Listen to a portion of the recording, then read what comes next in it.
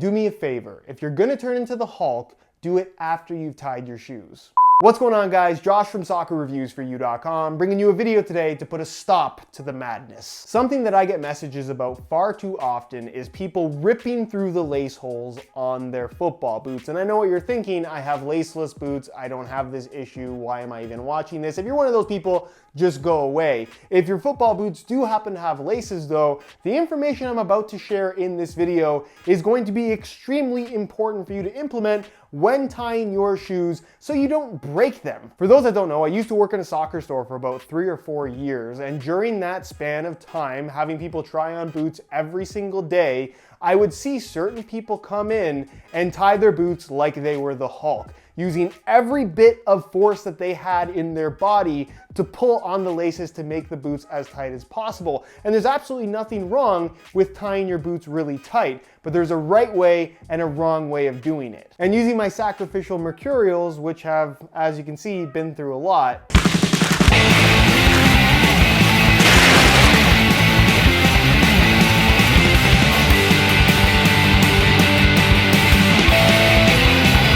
I'm going to show you exactly what you should avoid doing if you don't want to break your boots while tying them. Something that you need to consider when it comes to modern football boots is that they tend to be quite thin, and most football boots that have laces use lace holes. That ends up being the weakest point on these very thin uppers. Whether it's a single lace hole setup like I have on these boots, or a dual lace hole setup like you'll find on boots that have more of a one-piece construction, you need to be aware that when you're tying your laces, you're putting as little stress on those lace holes as possible.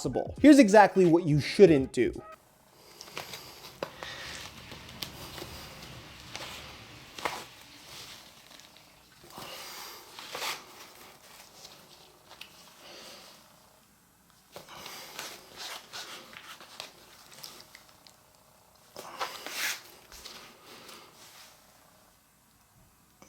Now, aside from the fact that I've cut off all circulation to my right foot, you can see even from just tying the boots like that one time, I've actually stretched out all of the lace holes, and it has to do with how I tied the laces. I can still have my boots about this tight, but without stretching out the lace holes, and that's how you pull the laces. If you pull the laces into the edge of the lace hole, you're going to stretch those lace holes. And you can see it's just a very small bit of material between the edge of the lace hole and the edge of the upper to where it could actually tear through. And if you tied your boots like this 10, 15, 20 times, maybe even a little bit more than that, it's very, very likely that you will eventually tear through the upper. And that's not necessarily the fault of the designer. It's not the fault of the material. It's how you tied your boots.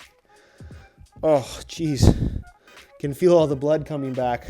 So what you want to do instead, when you're tying your boots, whether it's a single lace hole or a dual lace hole setup, you want to pull the laces directly through the holes, putting as little stress on the holes as possible. So you can see, instead of pulling straight up, I'm pulling straight out. When I pull straight out, I'm simply applying pressure on the laces, it's tightening the upper, but it's not pulling on those lace holes and stretching them out. Keep in mind though, once you've already stretched out the lace holes, they're going to remain stretched, as you can see, but as long as you pull out rather than straight up against the upper, you're not going to tear through pretty much no matter what. Anyways, guys, that's it for this one. Hopefully you found these tips useful. If you did, be sure to support this video with a like. And if you enjoyed it enough to where you would want to see more videos of mine, I upload a new one every single day. So don't forget to hit that subscribe button along with the little bell notification so you get notified when the next new video goes live. If you have any other questions on this topic, leave them down below in the comments, and I'll do my best to get an answer out to you as soon as I possibly can.